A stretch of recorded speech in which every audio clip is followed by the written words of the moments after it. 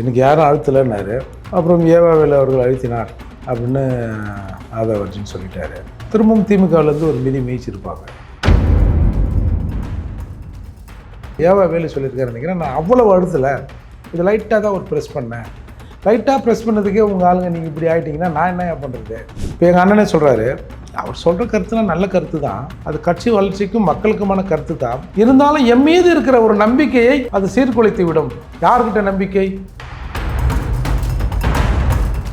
பட்டியல் சமூக மக்களுக்கு செய்வதா, பாழாப்பன திருமாவளவனுக்கு செய்தானா? பாழாப்பன திருமாவளவனுக்கு செஞ்சிடலாம், பட்டியல் சமூக மக்களை விட்றா பார்த்துக்கலாண்ணா. அவர் பார்த்துப்பார், பேசிப்பார். திருமாவளவன்ப்பா நீ கொஞ்சம் தள்ளி இருப்பா, நாங்கள் பேசிக்கிறோம்பா அப்படின்னு ஆதவர்ஜனை திட்டுவதும், திமுகவை பிரைஸ் பண்ணி அவங்க எவ்வளோ சமூக நீதி கட்சி தெரியுமா, தளபதி தெரியுமான்னு திமுக காரர்களை மிஞ்சி ஒரு அடி தாண்டி பேசுகிற போக்கு இருக்குல்ல, அதெல்லாம் இன்றைக்கு ஆதவர்ஜின் ஸ்டேட்மெண்ட்டால் இன்றைக்கு வெளிப்பட்டுருக்கு.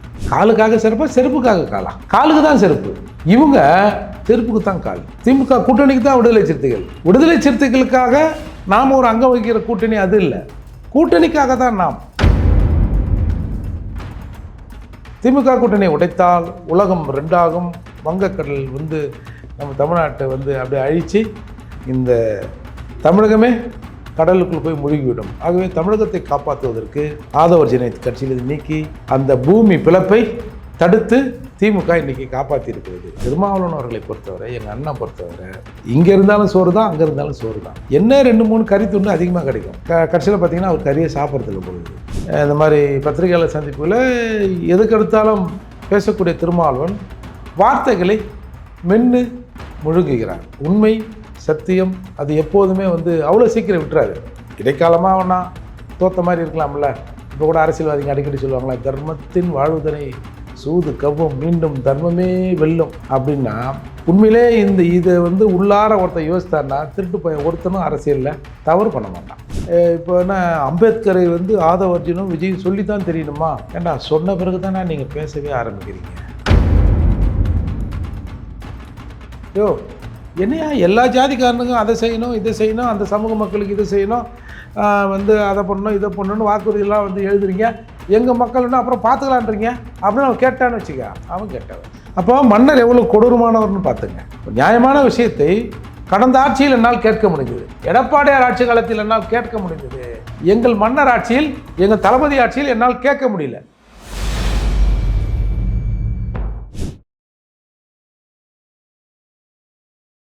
இளைய பாரத நேயர்களுக்கு வணக்கம். இன்றைக்கி நம்ம சிறப்பு விருந்தினர் புரட்சி தமிழக கட்சி மற்றும் வழக்கறிஞரான ஏர்போர்ட் மூர்த்தி சார் அவர்கள் தான். சார் வணக்கம் சார். சரி, என்ன சார் பொசுக்குன்னு இப்படி ஆகிப்போச்சு? 6 மாதம் கழித்து திரும்ப கட்சிக்குள்ளே இணைச்சிட்டு பல வேலைகளை செய்யலாம்னு நினைக்கும் போது திடீர்னு ஆதவர்ஜன் அவர்கள் நான் பதவியை விட்டு விலகுகிறேன் அப்படின்னு ஒரு மிகப்பெரிய ஒரு அறிக்கையை வேறு விட்டுருக்காரு. திருமாவளவன் இப்போ என்ன யோசிச்சுக்கிட்டு இருப்பார்னு நினைக்கிறீங்க உங்கள் அண்ணன் அவர்கள்? இல்லை, அழுத்தம் தான். எனக்கு யாரும் அழுத்தலைன்னாரு. அப்புறம் ஏவாவேலு அவர்கள் அழுத்தினார் அப்படின்னு ஆதவர்ஜின்னு சொல்லிட்டாரு. திரும்பவும் திமுகவிலேருந்து ஒரு மிதி மீச்சிருப்பாங்க. என்ன கட்சியை விட்டு நீக்கிறேன், திரும்பவும் அந்த ஆள்பான்னு பேசினே இருக்கிறாரு, நீ என்ன பண்ணுற அப்படின்னு சொல்லியிருப்பாங்க.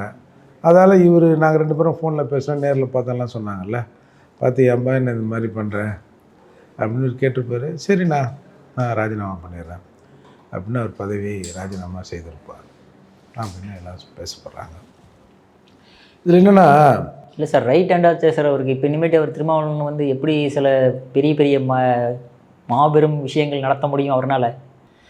இல்லை கரெக்டு, இது லக்ஸரி தான். பட் உயிருக்கே ஆபத்தாகிற மாதிரி திமுக பிரச்சனை பண்ணுற போது நம்ம என்ன பண்ணுறது? அதுக்கு தான் எங்கள் அண்ணன் சொன்னார், நீங்கள் அதுக்கு முன்னாடி ஒரு 2-3 மாதத்துக்கு முன்னாடி ஒரு வீடியோ ஒன்று வந்திருக்கும். ஒரு சின்ன பையன் சங்கம் பெருசா சாப்பாடு பெருசா அப்படின்னு ஒருத்தர் கேட்பார். அப்போ கட்சியில் சாப்பாடு தான் சொல்லுவாங்க. ஆனால் எங்கள் அண்ணன் நான் சொல்கிறேன் சங்கம் பெருசு அப்படின்றாரு. ஏதோ பௌத்த அந்த கொட்டேஷன்லாம் சொல்லி பௌத்தத்திலே சங்கம் புத்தம் கச்சாமின்னு இருக்கு, அதுலேயே அவங்க சங்கம் பற்றி தான் பேசியிருக்காங்க, யாராக இருந்தாலும் சங்கத்துக்கு கட்டுப்பட்டு இருக்கணும் அப்படி இப்படின்றாரு. சரி, நான் என்ன கேட்குறேன், சங்கம் பெருசுன்னு சொன்ன புத்தர் எதனா கூட்டணி பற்றி எதனா சொல்லியிருக்காரா? இந்த திமுக கூட்டணி பற்றி சொல்கிறதுக்கு அவருக்கு வாய்ப்பு இல்லை. இருந்தாலும் பொதுவாக எதனா கூட்டணி பற்றி எதனா சொல்லியிருப்பார்ல, அது உதாரணம் ஏதாவது இருக்கா என்னன்னு தெரியல. அதனால் என்னை யாரும் அழுத்தவில்லை, என்னை யாரும் அமுக்கவில்லை, என்னை யாரும் மிதிக்கவில்லை அப்படின்னு சொன்ன ஸ்டேட்மெண்ட்டு ஆதவ அர்ஜுனா அவர்கள் கட்சியிலிருந்து நீக்கப்பட்ட பிறகு யார் இவர்களுக்கு அழுத்தம் கொடுத்தார்கள் அப்படின்னு சொல்லிட்டார். இன்றைக்கி திருமாவளவன் வேலு சொல்லியிருக்காரு நினைக்கிறேன். நான் அவ்வளவு அழுத்தலை, இது லைட்டாக தான் ஒரு ப்ரெஸ் பண்ணேன். லைட்டாக ப்ரெஸ் பண்ணதுக்கே உங்கள் ஆளுங்க நீங்கள் இப்படி ஆகிட்டிங்கன்னா நான் என்ன பண்ணுறது? நான் என் பொசிஷன்லேருந்து என்ன சொன்னாங்க, ஒரு அழுத்தினாங்க, லைட்டாக தான் அழுத்தினேன், அதுக்கே நீங்கள் இப்படி ஜகாவாயிட்டீங்கன்னா அப்புறம் நான் என்ன பண்ணுறது அப்படின்ற மாதிரி இன்றைக்கி ஒரு அறிக்கை விட்டுருக்கார் பொழுது. அப்புறம் அவர் நீங்கள் அந்த ராஜினாமா கடிதத்தில் ஒரு 2-3 விஷயங்களை சொல்லியிருக்காரு.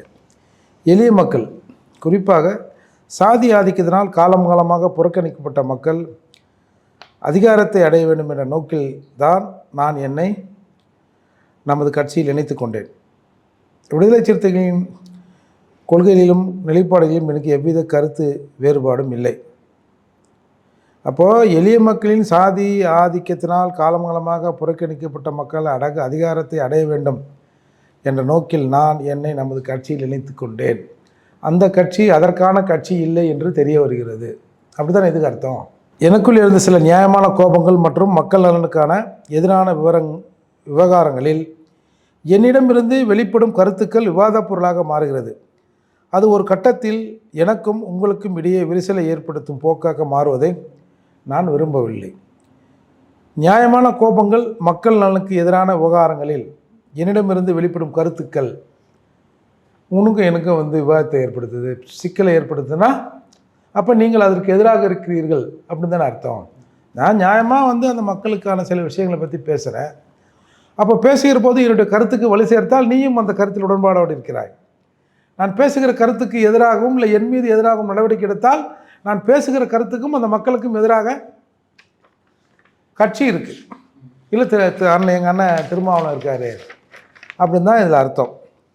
இனிவரும் காலங்களில் புரட்சியாளர் அம்பேத்கர் கூறியது போல அதிகாரத்தை நோக்கி கேள்வி எழுப்புங்கள் என்ற அடிப்படையில் சாதி ஒழிப்பு, சமூக நீதி, எளிய மக்களுக்கான அரசியல் உரிமைகள் என்ற நிலைப்பாட்டோடு அப்புறம் 2-3 விஷயங்கள் சொல்கிறார். பெண்ணிடமே அது இதுன்னு நான் பாடுபடுவேன். அப்போது இதற்கான விஷயங்கள் விசிகாவில் இருந்தால் இத்தகைய விஷயங்களை பேச முடியாது, நீங்கள் பேச விட மாட்டீங்க. இல்லை பேசினாலும் மேலே இருக்கிற உங்களுக்கு மேலே இருக்கிற ஓனர்கள் என்ன இதெல்லாம் பேசுகிறீங்க அப்படின்னு சொல்லிட்டு ஜனநாயக குரல் வரையை நெறிப்பார்கள். அதனால் நான் சற்று உங்களிலிருந்து விலகி நிற்கிறேன். விடுதலை சிறுத்தை தோழர்களுக்கு எனது நன்றியையும் அன்பையும் தெரிவித்துக் கொள்கிறேன். கட்சியிலிருந்து வெளியேறும் இந்த கனமான முடிவை கனத்த இதயத்துடன் காலத்தின் சூழ்நிலை கருதி எடுத்துள்ளேன். இனி வரும் காலங்களில் உங்கள் வாழ்த்துக்களுடன் மக்களுக்கான ஜனநாயகம், சமத்துவம், சமநீதி என்ற அடிப்படையில் எனது அரசியல் பயணம் தொடரும். ஆகவே மக்களுக்கான ஜனநாயகம், சமத்துவம், சமநீதி விடுதலை சிறுத்தைகளால் எந்த காலத்திலும் ஏற்படாது என்று நான் ஒரு முடிவுக்கு வந்துவிட்டேன். நான் என்னுடைய பணியை, நான் நினைக்கின்ற பணியை நான் செவ்வனவே செய்வதற்கு உங்களிடமிருந்து விடைபெறுகிறேன். நன்றி, வணக்கம். அப்போது இதற்கான கட்சி இல்லை, ஒடுக்கப்பட்ட மக்களுக்கான ஒரு விடுதலை இயக்கமாக நீங்கள் சொல்லுகிற விடுதலை சிறுத்தைகள் அதற்கானது அல்ல. ஏன்னா இப்போ எங்கள் அண்ணனே சொல்கிறாரு, அவர் சொல்கிற கருத்துலாம் நல்ல கருத்து தான், அது கட்சி வளர்ச்சிக்கும் மக்களுக்குமான கருத்து தான். இருந்தாலும் என் மீது இருக்கிற ஒரு நம்பிக்கையை அது சீர்குலைத்து விடும். யார்கிட்ட நம்பிக்கை? இந்த கருத்துக்களை எல்லாம் பேசினால் மக்கள் உங்களை நம்புவார்கள், மக்கள் உங்கள் மீது நம்பிக்கை ஏற்படும், இயக்கத்தின் மீது நம்பிக்கை ஏற்படும். யார் அந்த நம்பிக்கை இழப்பார்கள்? உங்கள் எஜமானர்கள் நம்பிக்கை இழப்பார்கள். மிகச்சிறந்த அடிமையாக இருந்த திருமாவளவன் கட்சியிலிருந்து, திருமாவளவன் கீழிருந்து ஒரு குரல் ஜனநாயக குரலாக, மக்களின் குரலாக, மக்களின் விருப்பங்களுக்கு, மக்களின் அபிலாஷைகளுக்கு ஏற்றவாறு ஒரு குரல் ஒலிக்கிறது. அந்த குரல் அந்த மக்களை உசுப்பிவிடும். என்ன தெரியுமா இந்த வேலை அப்படின்னோடனே போங்க, அதை போதுங்க, நிறுத்துங்க அப்படின்னு நிறுத்திட்டார் தான் நான் பார்க்கணும். இதில் இப்போ அவர் சொல்கிறார், நான் ஜனநாயக ரீதியாக நான் என்னோடய வேலையை நான் செய்வேன். அவர் செய்கிறாரு, செய்யலை. ஒரு 35 கால திருமாவளவன் அவர்களின் ஒரு அரசியலை அவர் இந்த மக்களுக்கானவர் இல்லை, மாறிட்டார், போயிட்டாருன்னு பல்வேறு விஷயங்கள் சார்ந்து பல்வேறு தரப்பில் விமர்சனங்கள் வைக்கப்படுது. ஆனால் ஒரு வருடத்திலிருந்து கூட இருந்துட்டு ஆதவ அர்ஜுன் சொன்ன ஒரு வார்த்தை அவரால் பேச முடியல. பார்த்தீங்களா, இன்டர்வியூவில் இந்த மாதிரி பத்திரிகையாளர் சந்திப்புகளை எதுக்கெடுத்தாலும் பேசக்கூடிய திருமாவளவன் வார்த்தைகளை மென்று முழுங்குகிறார். ஏன்னா திருமாவளவன் வார்த்தையை விட உண்மைக்கும் சத்தியத்துக்கும் வலிமை அதிகம். உண்மை சத்தியம் அது எப்போதுமே அவ்வளோ சீக்கிரம் விட்டுறாது. இடைக்காலமாக ஒன்றா தோத்த மாதிரி இருக்கலாம்ல. இப்போ கூட அரசியல்வாதிங்க அடிக்கடி சொல்லுவாங்களா, தர்மத்தின் வாழ்வுதனை சூது கவ்வும் மீண்டும் தர்மமே வெல்லும் அப்படின்னா, உண்மையிலே இதை உள்ளார ஒருத்தன் யோசித்தான்னா திருட்டு போய் ஒருத்தனும் அரசியலில் தவறு பண்ண மாட்டான். ஆனால் இது இயற்கை தன்னை தண்டிப்பதற்கு இல்லை இயற்கை ஒரு தீர்ப்பை கொடுப்பதற்கு கொஞ்ச நாள் ஆகும், இருக்க வரைக்கும் ஓட்டட்டுமே அப்படின்னு பார்த்து தான் எல்லா அரசியல்வாதிகளும் இந்த மாதிரி பண்ணுறாங்க. என்னை பொறுத்தவரை இன்றைக்கி ஆதவர்ஜின் மீது ஏகப்பட்ட விமர்சனங்கள்லாம் வைக்கப்படுது. நான் ஒரு ஸ்டாண்டில் தெளிவாக இருக்கிறேன். இதுநாள் வரை தமிழக அரசியலில் நான் பார்த்தவரையிலும் கூட இதுநாள் வரை அம்பேத்கரும் பட்டியல் சமூக மக்களின் அந்த நிலையும் இவ்வாறு விவாதிக்கப்பட்டதாக வரலாற்றில் எங்கும் இல்லை. அதற்கு ஒரு வாய்ப்பை ஆதவர்ஜின் ஏற்படுத்தி கொடுத்துருக்கிறார். அவருக்கு கோடான கோடி நன்றி. அவ்வளவுதான். இப்போ என்ன, அம்பேத்கரை ஆதவர்ஜினும் விஜயும் சொல்லித்தான் தெரியணுமா? ஏண்டா சொன்ன பிறகு தானே நீங்கள் பேசவே ஆரம்பிக்கிறீங்க. அம்பேத்கர் என்ற பெயரை உச்சரிக்காத பல ஜென்மங்கள் இன்றைக்கு எல்லாருக்குமான தலைவர் அம்பேத்கர். ஏன் இவங்க சொல்லி தான் அம்பேத்கர் எல்லாருக்குமான தலைவராக தெரியுமா? அதான் வந்தீங்களா? இது தானே அவ்வளோலாம் நீங்கள் பேசலை, யாரும் பேசலையே சார். அதாவது அடித்தட்டு மக்களின் உரிமைக்காக அவர்கள் போராடுகிற போது அவர்களோடு நிற்கலனாலும் பரவாயில்ல, அந்த போராட்டத்தை கொச்சைப்படுத்துகிற பேச்செல்லாம் நீங்கள் பார்த்துருப்பீங்க. ஆர் ராஜாவை நாங்கள் அமைச்சராக்கினோம். அவர் மன்மோகன் சிங் என்ற ஒரு தூய்மையான மனிதருக்கு களங்கத்தை ஏற்படுத்தினார். ஏன் ராஜா திரின்னு அவர் வீட்டில் பெரம்பலூரில் வச்சிட்டாரா? ஏன் வேறு எந்த அமைச்சர்களும் எதுவுமே பண்ணலையா? ராஜா செஞ்சார் செய்யலை, நான் அந்த விவாதத்துக்குள்ளே போகலை. கருணாநிதி சொன்ன மாதிரி ராஜா தலித் என்பதால் தான் அவர் மாட்டு வைக்கப்பட்டார். அப்போ தலித் இல்லைனா அப்படின்ற ஒரு கேள்வியும் இருக்குல்ல. அதனால் இவர்கள் இந்த மாதிரி உதாரணங்களை சொல்லி அப்போது நல்லவனை கொடுங்கய்யா, நல்லவனை கொடுத்தா நீங்கள் எடுத்துப்பீங்களா? நல்லவனுக்கு சாதி இல்லையா? அதாவது நல்லவன்னா தன் சுயசாதி எது அந்த சாதியின் பக்கம் நிற்காதவன் இவனுக்கு நல்லவன். எஸ்சி மக்களை நாம் மிதிக்கணும், எஸ்சியா அதான் அவனை பார்த்துக்கலாம்ப்பா, கடைசியில் ஓட்டு வாங்க சொல்ல அது என்னன்னு பார்த்துக்கலாம் அப்படின்னு சொன்னால் அந்த கூட்டத்தில் இருக்கிற எஸ்சி பெருமக்கள் அமைதியாக இருந்தானா அவன் நல்லவன். யோ என்னையா எல்லா ஜாதிக்காரனுக்கும் அதை செய்யணும் இதை செய்யணும், அந்த சமூக மக்களுக்கு இதை செய்யணும், அதை பண்ணணும் இதை பண்ணணும்னு வாக்குறுதியெல்லாம் எழுதுறீங்க, எங்கள் மக்கள்னா அப்புறம் பார்த்துக்கலான்றீங்க அப்படின்னு அவன் கேட்டான்னு வச்சுக்க, அவன் கேட்டவன். அப்படி தான் இவர்களுடைய போக்கு இருக்கிறது. அதால் இன்றைக்கு நல்லதோ கெட்டதோ எஸ்சி மக்கள் மீதான பட்டியல் சமூக மக்கள் மீதான ஒரு பார்வை திரும்பி இருக்கிறது. அதை விட சரிதான் தானே பேசுகிறாரு அந்த ஆள். ஏன்னா நம்ம போய் சும்மா ஓட்டு போட்டுன்னே இருக்கிறோம், அப்புறம் இவங்க பார்த்து ஆட்சி அதிகாரத்தில் இருந்துன்னு இருக்கிறாங்க. ஏன்னா மன்னர் ஆட்சின்றது கரெக்டு தானே? ஆமாம், எம்எல்ஏவாக தான் வராங்க. ஏன் எம்எல்ஏவாக ஆகி துணை முதல்வராகவும் அடுத்த கட்டத்துக்கும் எப்படி நகர்றாங்க அவங்க? இப்போ எழுதப்படாமல் அவர் தான் முதல்வர், நாளைக்கு வேறு ஏதாவது ஒன்றுன்னா நம்முடைய உதயநிதி அவர்கள் தான் முதல்வர். இது அவங்க கட்சி பிரச்சனைன்னு கூட நீங்கள் சொல்லலாம். இருந்தாலும் அந்த கட்சியில் ஆண்டாண்டு காலமாக உழைத்தவர்களுக்கே வாய்ப்பு மறுக்கப்படுகிற போது இது ஓரளவுக்கு உண்மைதான். நீங்கள் கருணாநிதிக்கு பிறகு நம்மளுடைய ஸ்டாலின் அவர்கள் வந்தாங்க, அது ஒன்றும் பெரிய விமர்சனத்துக்குள்ளாகல. சரி, ஒரு 30-40 வருஷம் அவர் கூடயே ஓடினார், சில அரசியல் விவாதங்களே அவர் காதுக்குள்ளே கேட்டிருப்பார், அதன் அடிப்படையில் விட்டாங்க.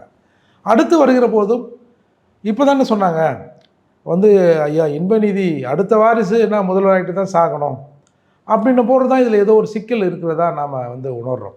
அது மட்டும் இல்லாமல் மன்னராட்சிக்கு நாம் ஏன் எதிராக இருக்கிறோம்? மன்னராட்சி ஒரு நிறைவான ஒரு பொற்கால ஆட்சியாக இருந்தால் யாரும் அதில் ஒன்றும் பிரச்சனை இல்லை. கஸ்தூரி சொன்ன மாதிரி ஒரு குறிப்பிட்டவங்களுக்கு 5-6 தரீங்க, இந்த மண்ணின் மைந்தர் பட்டியல் சமூகத்திற்கு நீங்கள் உரிய அங்கீகாரத்தை தரலை அப்படிங்கும் போது தான் அந்த மன்னர் மீதே எங்களுக்கு ஒரு குறை வருகிறது. உண்மையில் ஒரு பொற்கால ஆட்சியை இந்த மன்னர் குடும்பம் நடத்தி இருந்தால் அதில் ஒன்றும் விமர்சனம் பண்ண வேண்டிய அவசியம் இல்லைம்மா. எல்லாருக்குமான பிரதிநிதித்துவை ஒரு மன்னர் தராரு, அதில் என்ன பிரச்சனை அப்படின்னு நம்ம கலந்துருக்கலாம். அந்த மாதிரி இல்லையே. அப்போ தான் ஜனநாயகத்தின் மீது ஒரு கேள்வி எழுப்பப்படுகிறது. இந்த மன்னர் சரியில்லை, இந்த மன்னராட்சி சிஸ்டம் சரியில்லை, அப்படின்னு ஒரு கருத்து வருதில்ல. அதை வந்து இன்றைக்கி ஆதவர்ஜின் சொன்ன பிறகு அதிலிருந்து சாதக பாதகங்கள் இன்றைக்கி விவாதிக்கப்பட்டு தமிழக அரசியல் ஒரு நல்ல கட்டத்தை நோக்கி போகிறது. திருமாவளவன் என்ற ஒரு மனிதர் 35 ஆண்டுகளாக இந்த மக்களுக்கு அவர் ஒன்றும் பெருசாக ஒன்றும் செஞ்சிடல. அவர் தனக்கும் தன்னை சார்ந்தவர்களுக்கும் ஏதோ செஞ்சீங்கன்னு காலத்தை ஓட்டிட்டார். அங்கே வந்து அடித்தட்ட மக்களுக்கான பிரச்சனையை பற்றி பேசுகிற போது என் மீது இருக்கிற விசுவாசம் கெட்டுவிடும், என்னை நம்புறவன் என்னை வந்து நம்பிக்கை எழுந்து விடுவான் அப்படின்னு ஒரு ஒற்றை நபருக்காக ஒரு இயக்கத்தை வந்து இவ்வளோ நாள் இந்த மனுஷன் நடத்தி வந்திருக்காரு. நீங்கள் அதில் வந்து இடையிடையே வந்து இந்த சமூகத்திலிருந்து கிளம்புகிற தனிநபர்கள் பல விஷயங்களை செய்து அவருக்கான விஷயங்கள் நடந்திருக்கும். நான் இத்தனை கவுன்சில் வந்திருக்காங்க, இத்தனை வந்து பஞ்சாயத்து தலைவர் வந்திருக்காங்க. ஆனால் அதெல்லாம் சட்டம், அதெல்லாம் சட்டம் இடஒதுக்கீடு அதில் வந்து நிரப்பப்பட்டிருக்கு. அப்படி நிரப்பப்பட்டதை நீங்கள் பண்ணி தான் ஆகணும். அப்படிங்கிற போது 1 2 வந்திருக்கு. அதில் நம்ம மகிழ்ச்சி தான். அதற்கு கூட நாம் வந்து அம்பேத்கர், ரெட்டமலை சீனிவாசன், அயோத்தாசன் இந்த மாதிரி நபர்களுக்கு தான் நம்ம வந்து நன்றியை உரித்தாகணும். இல்லைனா இப்போ 44 ரிசர்வ் இல்லைன்னா சரிங்க கொஞ்சம் போல் நம்ம கட்சியில் இருக்கிற எஸ்சிக்கு வந்து போஸ்டிங் கொடுங்க அப்படின்னு எந்த கட்சி நினச்சிடும்? இல்லை எஸ்சிக்கு வைப்பா ஒரு 234 ஒரு 20 இடம் ஒரு எஸ்சிக்கு ஒதுக்குங்கப்பா அப்படின்னு ஒதுக்கிறதுக்கான வாய்ப்பு இல்லைல்ல. ஏன்னா மக்கள் அப்படி தானே இருக்கான். கட்சியில் இருக்கிறவன்னு நான் சொல்லுவேன், ஐயோ நாங்கள் பெரும்பான்மையாக இருக்கிறோம், எங்கள் வீட்டில் எங்களை பார்த்தா ஏந்து நிற்கிறவான், அவனுக்கு போய் நீங்கள் வந்து அதிகாரத்தை தரேன்றீங்க, என்ன தலைவரே இதில் நல்லா இல்லை தலைவரே அப்படின்னா சரி அப்படியா சரி பார்ப்போம் அப்படி தானே வந்து எல்லா இடங்களிலும் பெரும்பான்மையும் பட்டியல் சமூக மக்கள் புறக்கணிக்கப்பட்டு தானே வராங்க. ஒரு உதாரணம் சொல்லப்போனால் கடந்த எடப்பாடியார் ஆட்சி காலத்தில் திருமாவளவன் ஒரு கேஸ் போடுறார். நீங்கள் பாருங்கள், இந்த மன்னர் ஆட்சிக்கு ஒரு உதாரணத்தை சொல்கிறேன். எடப்பாடியார் ஆட்சி காலத்தில் அரசு வழக்கறிஞர் போடுறாங்க. அதில் வந்து இடஒதுக்கீடு பின்பற்றப்படலை அப்படின்னு சொல்லிட்டு ஒருத்தர் கேஸ் போடுறார். அந்த கேஸ் அப்படியே இழுத்து போன 2023 டிசம்பரில் ஃபைனல் ஹியரிங் வருது, விசாரணைக்கு வருது. விசாரணைக்கு வருகிற போது இப்போது ஆண்டு கொண்டு இருக்கிற அரசு நாங்கள் வந்து இடஒதுக்கீட்டை இதை ஃபாலோ பண்ண வேண்டிய கட்டாயம் எங்களுக்கு இல்லை, அவசியம் இல்லை, நாங்கள் ஒரு கொலிஜியம் மாதிரி நாங்கள் ஒரு குழு வச்சுருக்கோம், அந்த குழுவை திருப்திப்படுத்தினால் அந்த போஸ்டிங் வழங்கப்படும் சொல்லிட்டு எல்லாருக்குமான இடஒதுக்கீட்டை சொல்கிறாங்க. உடனே அதை ஏற்றுக்கொண்ட நீதிமன்றம், ஏன்னா திராவிட மாடல் ஆட்சி சாதி ஒழிப்பு ஆட்சி இல்லை, இது பெரியார் ஆட்சி இல்லை, பெரியாரின் பேரன் போட்ட அஃபிடவிட்டை ஏற்றுக்கொண்டு நீதிமன்றமும் சரின்னு அந்த வழக்கை தள்ளுபடி செய்யுது. அந்த வழக்கை போட்டவரும் அதுக்கப்புறம் அப்பீல் போகலை. ஏன்னா அவர் தானே பெட்டிஷன், அவர் அப்பீல் போயிருக்கணும். இல்லை குறைந்தபட்சம் அந்த வழக்கை போட்டவர் மன்னருக்கு மிக நெருக்கமானவர். மன்னர்கிட்டையாவது போய், மன்னா உங்கள் ஆட்சியில் இந்த மாதிரி வந்து அரசவை வக்கீல், அரசவை வழக்கறிஞர் நீதிமன்றத்தில் இந்த மாதிரி சொல்லிட்டாங்க, உங்கள் கருணை பார்வை கொண்டு நீங்கள் நினச்சா இதை பண்ணலாம் அப்படின்னு கேட்கல. அப்படி கேட்க தவறியவர் எங்கள் அண்ணன் திருமாவளவன். அப்போ மன்னர் எவ்வளோ கொடூரமானவர்னு பார்த்துங்க. ஒரு நியாயமான விஷயத்தை கடந்த ஆட்சியில் என்னால் கேட்க முடிந்தது, எடப்பாடியார் ஆட்சி காலத்தில் என்னால் கேட்க முடிந்தது, எங்கள் மன்னர் ஆட்சியில் எங்கள் தளபதி ஆட்சியில் என்னால் கேட்க முடியல அப்படின்னு தானே இதில் பொருள் விளங்குது. அப்படி நெருக்கடியான சூழலில் தான் இவர்கள் வந்து பட்டியல் சமூக மக்களுக்கு செய்வதா, பாழாப்பன திருமாவளவனுக்கு செய்தானா, பாழாப்பன திருமாவளவனுக்கு செஞ்சிடலாம், பட்டியல் சமூக மக்களை விட்றா பார்த்துக்கலாம்டா, அவர் பார்த்துப்பார் பேசிப்பார் அப்படின்னு இன்றைக்கி சரி கட்டுறாங்கல்ல. வேங்கவே இல்லை, ஏன்னா கண்டுபிடிக்க முடியலன்னா மக்கள் யாராவது கேட்டால் இவர் பதில் சொல்லிடுறாருல, 12-13 வருஷமாச்சு ராமஜெயம் கொலை வழக்கை எங்கள் கட்சிக்காரர் தான், நாங்களே கண்டுபிடிக்க முடியல, இப்போ என்ன இது என்ன எக்ஸ்பைரி டேட், என்ன டானிக்காது எக்ஸ்பைரி டேட் போட்டிருக்கோம் அப்படின்னு கேட்க வைக்கிறார்ல. அப்போ அதற்கு பட்டியல் சமூக மக்கள் தேவையில்லை, ஒற்றை மனிதர் திருமாவளவன் ஒரு ஆள் இருந்தால் நாம் வந்து கதையை ஓட்டிடலாம் அப்படின்னு நினைக்கிறாங்க. இது எல்லாம் தவறு என்று எல்லாருக்கும் தெரியும். ஆனால் பேசு பொருளாக அது மாறவில்லை. அதை வந்து இன்றைக்கு பேசு பொருளாக ஆதவர்ஜின் மாற்றியிருக்கிறார். நீங்கள் இவங்ககிட்ட இருக்கிற ஒரு நாகரிகம் பாருங்கள், 1 வருடமாக கட்சியில் இருக்கார். அவர் ஆதவர்ஜின் ஓட்ட அண்ணன் உட்கார தனியெல்லாம் போவாங்க அப்படிலாம் எல்லாம் பெருமையாக பேசினாங்க. இன்றைக்கு வந்து ஆதவர்ஜனை திட்டுவதற்காக அவன் லூஸு, அவன் பைத்தியம், அவன் மென்டல், அவன் கூலிக்காரன், அவன் எங்ககிட்டேருந்து தான் காசு வாங்கினான் அப்படின்னு கண்ணாமண்ணான்னு இன்றைக்கி பேசுகிறாங்க. அதைத்தான் மரியாதைக்குரிய அர்ஜுன் யாதவ், வெறும் பேருங்கடா மரியாதைக்குரிய அர்ஜுன் யாதவ்ன்றல வெறும் பாவங்க.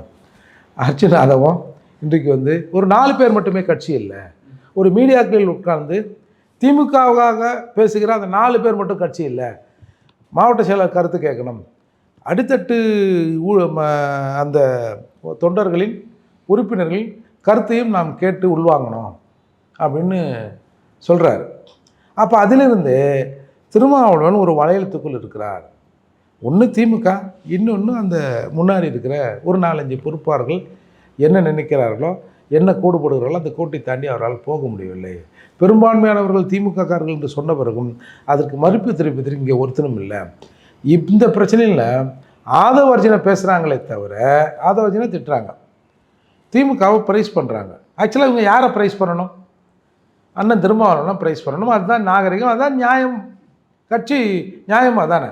ஆனால் திருமாவளவன்ப்பா நீ கொஞ்சம் தள்ளி இருப்பா, நாங்கள் பேசிக்கிறோம்ப்பா அப்படின்னு ஆதவர்ஜனை திட்டுவதும், திமுகவை ப்ரைஸ் பண்ணி அவங்க எவ்வளோ சமூக நீதி கட்சி தெரியுமா, தளபதி தெரியுமான்னு திமுககாரர்களை மிஞ்சி ஒரு அடி தாண்டி பேசுகிற போக்கு இருக்குல்ல, அதெல்லாம் இன்றைக்கு ஆதவர்ஜின் ஸ்டேட்மெண்ட்டால் இன்றைக்கு வெளிப்பட்டிருக்கு. சார், சட்டத்துக்காக மக்களா, மக்களுக்காக சட்டம் அப்படிங்கிற போது சட்டத்துக்காக மக்கள் சொல்ல முடியாது. காலுக்காக செருப்பா, செருப்புக்காக காலா? காலுக்கு தான் செருப்பு, இவங்க செருப்புக்கு தான் கால். திமுக கூட்டணிக்கு தான் விடுதலை சிறுத்தைகளுக்காக நாம் ஒரு அங்கம் வகிக்கிற கூட்டணி அது இல்லை. கூட்டணிக்காக தான் நாம் என்று சொன்னால் கூட்டணிக்காக தான் இந்த பட்டியல் சமூக மக்கள் வாய்ஸும் அது கேட்பதும் அது மங்குவதும் இருக்குது அப்படின்ற நிலைப்பாடோடு திருமாவளவன் இருக்கிறார். அந்த நிலைப்பாடு இன்றைக்கு வெளியில் பட்டாவர்த்தனமா ஒன்றும் இல்லை, தலைவர் வேறு எங்கேயும் பைண்டிங் ஆகிட்டாருன்னு இன்றைக்கி புரிய வச்சிருச்சு. சார், இப்போ நேற்றுக்கு அண்ணன் திருமாவளவன் இந்த மாதிரி ப்ரெஸ் மீட் கொடுக்கும்போது ஆதவர்ஜுனா அவர்கள் ஏதோ ஒரு உள்நோக்கத்தோட தான் செயல்பட்டுக்கிட்டு இருக்காரு அப்படின்றாரு. அது என்ன சார் உள்நோக்கம்? தெரியல. அவங்க 2 பேரும் காரில் போனாங்கள்ல ஒண்டியா, அவங்களுக்கு தான் தெரியும் அது என்ன நோக்கம், அது என்ன உள்நோக்கமா வெளிநோக்கமா அப்படின்னு அவங்களுக்கு தான் தெரியும். என்ன பெரிய அந்த உள்நோக்கத்தை சொல்ல வேண்டியது தானே சார். அவர் என்ன உள்நோக்கம்னு சொல்ல வர்றாருன்னா, திமுக கூட்டணியை உடைப்பது. திமுக கூட்டணியை உடைத்தால் உலகம் 2ஆகும், வங்கக்கடல் நம்ம தமிழ்நாட்டை அப்படியே அழித்து இந்த தமிழகமே கடலுக்குள் போய் முழுகிவிடும். ஆகவே தமிழகத்தை காப்பாற்றுவதற்கு ஆதவர்ஜனை கட்சியில் நீக்கி அந்த பூமி பிளப்பை தடுத்து திமுக இன்றைக்கி காப்பாற்றியிருக்கிறது. திமுக கூட்டணி காப்பாற்றப்பட்டதால் தமிழகம் இன்றைக்கு காப்பாற்றப்பட்டிருக்கிறது. தமிழகம் என்றால் தமிழகத்தில் உள்ள மக்கள் உயிர்கள் இன்றைக்கி காப்பாற்றப்பட்டிருக்குன்னு திருமாவளவன் சொல்ல வர. என்ன இப்போ உடஞ்சா என்ன சார்? திருமாவளவன் அவர்களை பொறுத்தவரை, எங்கள் அண்ணன் பொறுத்தவரை, இங்கே இருந்தாலும் சோறு தான், அங்கே இருந்தாலும் சோறு தான். என்ன 2-3 கறி துண்டு அதிகமாக கிடைக்கும். கடைசியில் பார்த்தீங்கன்னா அவர் கறியை சாப்பிட்றதில்ல பொழுது. நீங்கள் இப்போ அண்மையில் ஒரு வீடியோ வருது பாருங்கள், நல்லா மாட்டுக்கறியை நல்லா 4 கடிச்சு நெல்லி எலும்பு கரிச்சு உறிஞ்சி அதை மென்று அது கொஞ்சம் சாஃப்டாக இருந்தால் அது துப்ப மனசு இல்லாமல் அதை முழுங்கி அப்படி பழக்கப்பட்டவர்கள் நம்ம. அப்போ தான் நமக்கு ஒரு திருப்தி வரும். சரி, அப்புறம் கட் பண்ணி பார்த்தா, நான் அந்த காலத்துலேருந்தே எங்கள் வீட்டில் நானும் எங்கள் அப்பாவும் வெஜிடேரியனு. கறி குழம்புலேருந்து ஒரு கரண்டி எடுத்து சாம்பாரில் போட்டாங்கன்னா கூட பிரச்சனை ஆகிடும் அப்படின்னு சொல்கிறாரு. யோ, திங்கிறதுல கூட ஆயா போய் நீ திங்கிறத நீ தான் முடிவு பண்ணணும். மாட்டுக்கறி மீதான இஷ்யூ வந்தபோது நான் என் உணவு என் உரிமை சரிதான். அது நம்ம என்ன சாப்பிட்றத நம்ம தானே முடிவு பண்ணணும். அது சட்டத்துக்கும் இயற்கைக்கும் ஒத்துப்போனால் அதை செய்யலாம். ஒத்துப்போகாத விஷயங்கள் நம்ம சாப்பிடப்படுறது இல்லை. எவனா மலத்தை திம்பானா? நீங்கள் குடிப்பீங்களான்னு சொல்லாதீங்க, அது எவனோ எங்கள் கலந்தது. அப்போது அந்த சாப்பாடு விஷயத்துலையும் எப்படி போய் பாருங்கள். இது மாட்டுக்கறி திங்கிறத ஒரு பெருமையாக இவங்க பேசுறது. மாட்டுக்கறி தின்னா ஆன்மகன்ற மாதிரி. மாட்டுக்கறி ஆக்சுவலாக பறையர்கள் உணவு கிடையாது. அதை சில காலகட்டங்களில் எங்களோடு அது ஒட்டி கொண்டது. அதுக்கு பல ஆளுக்கு ஒரு விளக்கம் சொல்கிறாங்க. அதாவது இருந்ததை அப்படியே பூமியில் புதைக்கூடாது, அதை மனிதன் சாப்பிட்டு அதை சேமித்து அதை உரமாக வெளியில் போட்டு அந்த பூமியை காப்பாற்றுவதற்காகத்தான் நான்வெஜ்ஜுக்குள்ளே பறவைகள் வந்தாங்கன்னு ஒரு ஹிஸ்ட்ரிலாம் இருக்குது. சரி, அது எப்படின்னா அவன் சாப்பாடு அவன் உரிமை. சாப்பாட்டில் கூட போய் பேசுகிறேன், சமூக நீதியில் போய் பேசுகிறேன், எல்லாத்துக்குமே போய் பேசுங்களேன். எப்படி இது? நீங்கள் பிறந்த சமூகத்துக்கும் உண்மையாக இல்லை, உங்கள் பின்னால் நம்பியிருக்கிற பெரும்பான்மை பறையர் சமூகத்துக்கும் நீங்கள் உண்மையாக இல்லை, ஒட்டுமொத்த தமிழ் சமூகத்துக்கும் நீங்கள் உண்மையாக இல்லை. அது இன்றைக்கு ஒரு 35 காலம் மூடி மறைத்து வைக்கப்பட்டது இன்றைக்கி எக்ஸ்போஸ் ஆகிருக்குன்னு தான் நான் பார்க்குறேன். Okay sir. அடுத்து ஆதவர்ஜுன் இன்னைக்கு காலையில் ப்ரெஸ் மீட்டில் கேட்கும்போது அவர் என்ன சொல்கிறாருன்னா, இந்த மாதிரி விஜயோட கூட்டணி அப்படிங்கும்போது கொஞ்சம் பொறுத்திருந்து தான் பார்க்கணும், இருந்தாலும் திருமாவளவனோட நட்பு தொடர்ந்து தான் இருக்கும் அப்படின்றாரு. அடுத்த மூவ் என்னவா இருக்கும் சார் ஆதவர்ஜுன்? அவர் விஜய் பக்கம் போவாரா, இல்லை மறுபடியும் விசிகேவில் ஜாயின் பண்ணுவாரா?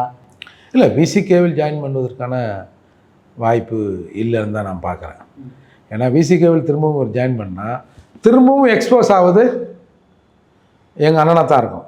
என்ன சொல்லுவான், இருந்தாலும் ஏதாவது குடைச்சல் கொடுக்க போகிறான் ஆதவர்ஜுன், இல்லை விடுதலை சிறுத்தையிலேருந்து கொஞ்சம் பேர் கூட்டின்னு போய் எதனா பண்ண போகிறான்னு இப்படி கையில் காலில் ஊழ்ந்து திருப்பியும் கூட்டாந்து சேர்ந்துட்டாங்கப்பா அப்படின்னு தான் எங்கள் அண்ணனுக்கும் கெட்ட பேர் வரும். அதாவது திரும்பவும் அவர்கள் இணைவதற்கான வாய்ப்பு இல்லை. அவர் விஜயோடு சேர்வாரா இல்லை தனியாக போவாராங்கிறது அவரோட முடிவு. அவரோட சிந்தனைக்கு அவர் யாருக்கு கீழும் அவர் அடங்குகிற மனிதராக நான் பார்க்கல. ஏன்னா ஒரு கட்சின்னா, ஏன்னா இங்கே தலைவர் தானே பெரிய புட்டிங்கி, அவர் தானே சொல்லணும். அப்படிங்கிற போது அது எந்த கட்சியும் அதை அலோவ் பண்ணாது. நீங்கள் ஒரு தலைவர் ஒரு மேடையில் பேசுகிறாரு, அதுக்கு முன்னாடி ஒருத்தன் பேசுகிறான்னு வச்சுங்க, அவனோட பேச்சிலேருந்து ஒரு அப்ளாஸ் கைத்தட்டுதல் நிறைய வருதுன்னு வச்சுங்க, அடுத்து தலைவர் பேசுகிற போது அப்படியே நம்பத்து போன மாதிரி இருந்தான்னு வச்சுங்க, அடுத்த கூட்டத்துலேருந்து அவரை தலைவர் ஓரங்கட்டுருவார். இது எல்லா கட்சியிலும் நடக்கிற விஷயம். அப்படி இருக்கிற போது ஆதவர் சார் ஒன்றும் இல்லை சார், தமிழ்நாட்டு அரசியலில் ஒரு 6 மாத காலம் சார், அதையும் சுருக்கி ஒரு 3 மாத காலம், அந்த தீவிர செயல்பாடுங்கிறது ஒரு 3 மாத காலம். ஒரு 3 மாதத்தில் ஒரு மனுஷன் எல்லா சேனல்லையும் தலைப்பு செய்தியாக வர்றார். நேற்று பார்த்தீங்கன்னா எல்லாமே பிரேக்கிங் நியூஸ் லைவ் அவர் தான். அப்படி இருக்கிற மனுஷன் வேறு யார் கூட போய் அடங்கி ஒடுங்கி இருப்பதற்கான வாய்ப்பு மிக குறைவு. அதனால் அவர் நம்ம சார் ஊருக்கே பாதை போட்டு கொடுத்தேன்றாரு, திமுகவே நான் தான் ரோடு போட்டு மேலே ஏற்றினேன்றாரு, சும்மா இருந்த விடுதலை சிறுத்தைகளை டிஜிட்டல் பண்ணி இந்த வளர்ச்சிங்கிறது, இந்த ஒரு வருட வளர்ச்சிங்கிறது விசிகாவுக்கு ஒரு அடுத்த கட்ட நகர் மாதிரி தான். அதை பண்ணவர் அவர். அப்படி ஊருக்கே உழைச்சவர், ஊருக்காக வேலை செஞ்சவர், தனக்காக செஞ்சுக்க மாட்டாரா? அதான் சார் பார்க்கப்படுது. இப்போ என்னென்னா, இப்போ திமுக மிகப்பெரிய இடத்துக்கு கொண்டு வந்து ஆட்சியில் அமர வச்சிட்டாரு. விசிகாவையும் சொன்ன மாதிரி நிறைய பொதுக்கூட்டங்களுக்கு ஸ்பான்சர் பண்ணி நிறைய விஷயங்கள் பண்ணி அதையும் மேலே ஏற்றிட்டாரு. ஆனால் இப்போ ஆதவர்ஜுன் கீழே இறங்கின மாதிரிலாம் சார் இருக்குது. அப்புறம் இல்லை சார், அதான் சார், அதாவது அவருக்கு லாஸ் தானே சார். இப்போ பார்த்தோம்னா ஊருக்கெல்லாம் லைட்டு போட்டோம், அவங்க வீட்டில் 4 லைட்டு போட்டுக்க மாட்டாங்களா? அப்படி பாருங்களேன். அதால் அவர் எடுக்கிற முடிவு நம்ம எல்லாருக்கும் அட்வைஸ் பண்ணுவாங்க, அவங்களுக்கு அட்வைஸ் பண்ண வேண்டிய தேவையில்லை. அவர் அரசியலில் என்ன முடிவு எடுக்கணுமோ அதை எடுப்பார் தான் நான் நம்புகிறேன். அவர் மீது இன்றைக்கி ஒரு மிகப்பெரிய பார்வை வந்திருக்கு. அவரும் தொடர்ந்து அதை சொல்கிறார், நான் தொடர்ந்து இந்த ஒடுக்கப்பட்ட சமூக மக்களின் விடுதலைக்காக நான் இருப்பேன், மறுக்கப்பட்டவின் குரலாக நான் இருப்பேன்றாரு. மறுக்கப்பட்டவின் குரலாக எந்த கட்சியிலும் ஒருத்தன் கீழே எடுக்க முடியாது. நீங்கள் ப்ராக்டிக்கலாக ஒரு விஷயத்த நான் சொல்கிறேன், அது எப்படி போகுதுன்னு பரவாயில்ல. இப்போது திமுகவிலிருந்து துணை முதல்வர் கொடுக்க மாட்டாங்கன்னு ஏன் அதிமுக சொல்லுமா, துணை முதல்வர் கொடுத்துருமா, அப்படிலாம் நீங்கள் அந்த டிஸ்கஷன் வந்ததில்லை. இப்போ சப்போஸ் எடப்பாடியார் இல்லை நாங்கள் வந்தால் திருமாவளவனுக்கு துணை முதல்வர் கொடுப்போம் அப்படின்னு சொல்லிட்டாருன்னா அந்த கட்சியில் இருக்கிறன்னு ஓட்டு போட மாட்டோம் அதிமுக. ப்ராக்டிக்கலாக இப்படி இதான் சூழ்நிலை. என்னையா அங்கே அந்த கூட்டிலேருந்து இந்த கூட்டில் இருந்தோடனே துணை முதல்வரா, அதுக்கு நாங்கள் எல்லாம் வேலை செய்யணுமா, ஒரு விஷயம் துணை முதல்வர் ஆக்கணுமா அப்படின்னு ஒரு ஜாதியில் 4 பேர் கேட்க ஆரம்பிச்சிடும். அது ஒரு பெரிய அதிமுகவுக்கு ஒரு சிக்கலை ஏற்படுத்திடும். அப்போது இந்த துணை முதல்வர் கோஷமோ அல்லது முதல்வர் கோஷமோ இது மக்களிடம் வைக்க வேண்டிய கோஷம். அதற்கான வேலைகளை நாம் செய்யணும். உடனே அதையும் சொல்கிறான், நீங்கள் இந்த விடுதலை சிறுத்தையிலேருந்து கொஞ்சம் பேர் ஆதவர்ஜுன் திமுகவிடம் கேட்க வேண்டியதில்லை, இது மக்கள்கிட்ட வைக்கணும். சரி, மக்கள்கிட்ட எப்படி வைப்பீங்க? ஓட்டு போடுறப்போ நீங்கள் தனியாக ஒரு துண்டு சீட்டில் எழுதி ஒரு பாக்ஸில் வச்சுருங்க, திருமாவளவனவர்களே துணை முதல்வர் ஆக்கணும் அப்படின்னு சொல்ல முடியுமா? ஓட்டுப்பட்டியில் என்ன சின்னங்கிறதோ அதுதான் நமக்கு முடியும், தனியாக போய் நம்ம சொல்லிட்டு வர முடியும்? அப்போ அதற்கான வழிமுறைகளை செய்யணும். அப்போ ரிசர்வ் தொகுதி ஒரு 44 தொகுதி இருக்குது, அதில் நிற்கணும், நம்ம பொதுவான விஷயங்களை பேசணும், எல்லா அம்பேத்கர் இயக்கங்களையும் ஒருங்கிணைச்சி ஒரு சகோதர பாசத்தோடு நாம் இந்த தொகுதிகளை நாம் நிற்போம். இது வரைக்கும் இருந்தவங்க யாரும் பேச முடியல. சட்டமன்றத்தில் 44 ஒவ்வொரு முறையும் சட்டமன்றத்தில் 44 பட்டியல் சமூகத்தை சார்ந்தவர்கள் இருக்கிறாங்க. ஒரு குறிப்பிட்ட சமூகத்திற்கு அது எந்த சமூகமாக இருக்கட்டும், ஒவ்வொரு முறையும் 44 பேர் இருந்தான்னு வச்சுங்களேன், அந்த சமூகம் தமிழ்நாட்டில் டாப் மோஸ்ட் சமூகமாக அந்த மக்கள் நிலை உயர்ந்திருக்கும். ஏன் இது வரைக்கும் உயரல? பிகாஸ் ஆஃப் எல்லாரும் ஏதாவது ஒரு கட்சியின் கீழ் இருக்கும்போது கொறடா உத்தரவு இல்லாமல் பேச முடியல. அப்படி தனிச்சின்னத்தில் நின்னாலும் அடிமை சாசனம் எழுதி கொடுத்த பிறகு அந்த அடிமைகளாலும் பேச முடியல. ஆதலால் நாங்கள் தனித்திருக்கிறோம், நாங்கள் எங்கள் மக்களுக்கான பிரதிநிதியாகவும் ஒட்டுமொத்த சமூகத்திற்கான நபர்களாகவும் நாங்கள் இருப்போம் என்ற ஒரு நம்பிக்கையை மக்களிடையே ஏற்படுத்துகிறோம். அதை விட்டுட்டு நீ குடிப்பேன்னா அந்த கடனா இது குடும்ப சம்பளம் வாங்கி தந்துடுன்றதுக்கு. அதனால் இது இன்றைக்கி ஒரு பல விவாதங்களை உண்டு பண்ணுது. இப்போ இந்த மாதிரி பல கருத்துக்கள் மோதுகிற போது தான் ஒரு தெளிவான பார்வை சமூகத்தில் ஏற்படும். அந்த வகையில் நாம் இவருக்கு நன்றி கடன் பட்டிருக்கிறோம். Okay sir. சார், உங்கள் பொன்னான கருத்தில் இளைய பாரதம் நேயர்களுக்கு பகிர்ந்ததற்கு மிக்க நன்றி சார்.